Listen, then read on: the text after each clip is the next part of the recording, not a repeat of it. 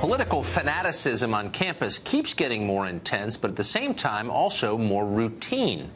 At New York University, librarian April Hathcock says that violence by Antifa isn't simply indefensible, but necessary. Quote, "Fighting oppression is messy," Hathcock wrote in a recent essay, and that's okay.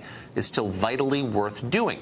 So far, there are no signs that Hathcock's job is in danger.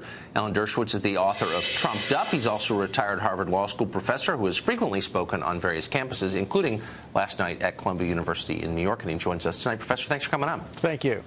So you are a First Amendment absolutist, self-described, and I think your career attests to that.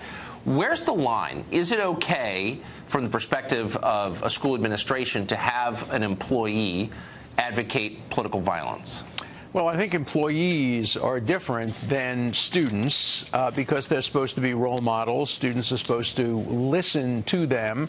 NYU is a private university, and I think the president would be well within his rights to fire a professor who advocates violence, particularly to students, because it's students who are joining Antifa. It's growing by leaps and bounds, and he's justifying not only violence, but violence to suppress free speech and academic freedom. I guess the implication of what he's saying is if a teacher gets up in class and pronounces a view that he regards as sexist, it would be okay for the students to get up and beat up the teacher. Right. Or like the student the other day in New York, in the Bronx, pull out a knife and kill a fellow student who is expressing a contrary view. Where does it end if one side can use violence to stop oppression? Oppression is in the eye of the beholder. What does the other side do in response? It'll be warfare. That is a wise point that is often overlooked by the advocates of squelching speech. So you've said recently that you are considering suing Berkeley, University of California at Berkeley, for suppressing free speech. Explain your case. Well, I was invited by a group of students to speak at Berkeley about Israel, and I generally am supportive of Israel and the two-state solution. The Berkeley administration has said that they won't allow me to speak because I didn't give them 8 weeks advance notice. But there's an exception to the 8-week rule. If you're invited by a department, you don't have to give an 8-week notice. Now, right. Who's invited by departments? Radicals, liberals, people of the left, and anti-Israel speakers. Speakers like me, a moderate liberal who supports Israel, we generally don't get invited by departments. So what we've done now is ask the number of departments to invite us.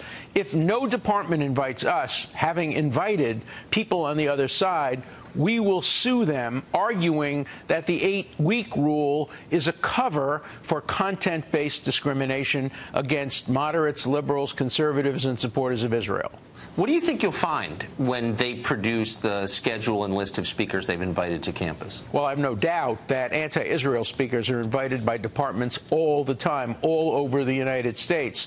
And often when an anti-Israel speaker has been invited and groups want to have me come to present the other side, the school won't invite me. The departments won't invite me. That happened in a number of universities. And we're testing Berkeley at this point to see if it happens there. Look, this is not being done for test. I'm going to California to visit my members of my family, and I was invited to speak at the school, and I wanted to present to the students the liberal case for Israel. And if Berkeley won't let me do it, it's a public university, and I have a legal recourse which I intend to take. I hope Berkeley will allow me to speak. Either a department will invite me, or the school will change the rule, because the rule has all kind of potential for misuse. It says you need to give 8 weeks if you're a high-profile person.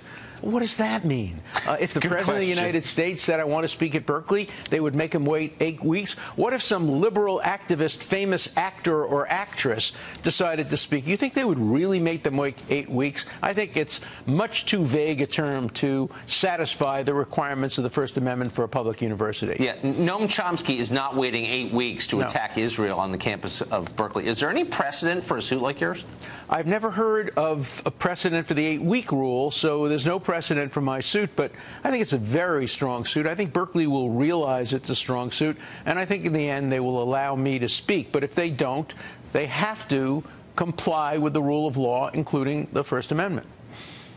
You're a brave man. Alan Dershowitz, thank you very much for joining us tonight. Thank you.